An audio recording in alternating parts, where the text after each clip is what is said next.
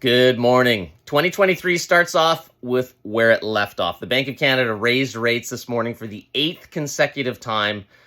The good news is that it was only 0.25%. So the pace of rising rates has slowed. The next step we look for is for them to stop raising, and then we look for them to start dropping rates.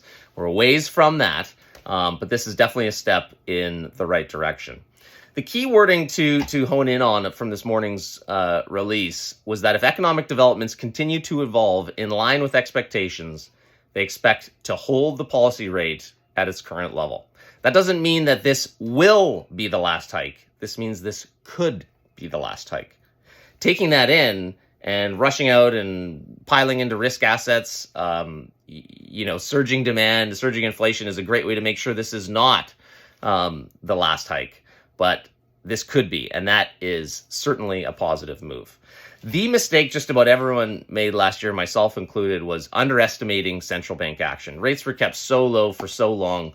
No one really believed that we would see this about face and, all of a sudden start seeing this aggressive rate hike action that we ended up seeing.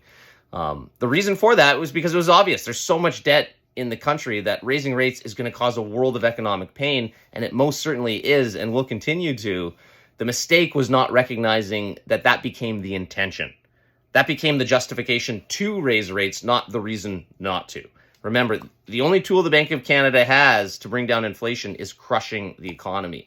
They can't build homes. They can't control government spending. They can't increase the supply of oil. What they can do is make borrowing so expensive that it results in people selling assets, that it results in cutting spending and killing demand. They want and they need that recession. They want job losses. It just takes time to see the impact of these rate hikes to be felt throughout the economy, and we're certainly into that phase at this point. On the rate front, while 1- and 2-year fixed rates are still, relatively high, we're really starting to see some downward movement on the 3, 4, and 5-year fixed rates. 5-year fixed right now, you're in the mid 4% range. 3- and 4-year fixed isn't much higher above that. So rates are definitely heading in the right direction.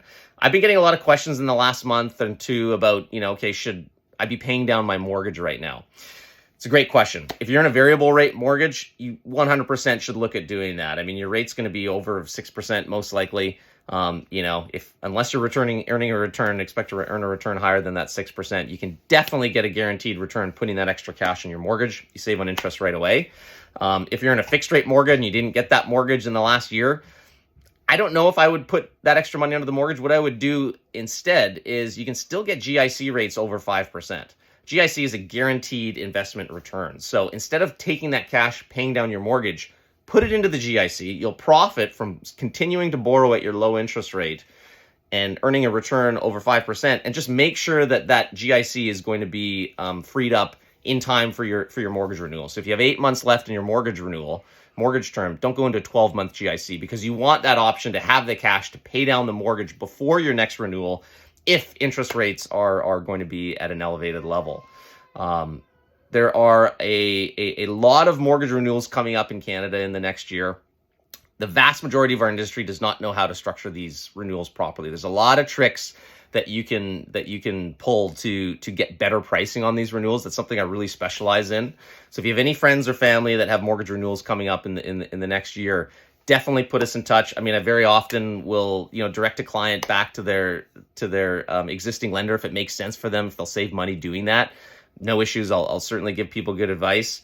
But in a lot of cases, we're able to save them quite a bit of money by knowing some of these tricks with insurability and how the mortgage insurers work and able to get better pricing than what that initial renewal offer is. So give that gift to the people in your life. Put me in touch. Think of me. And thanks for watching. Have a great day. Ciao.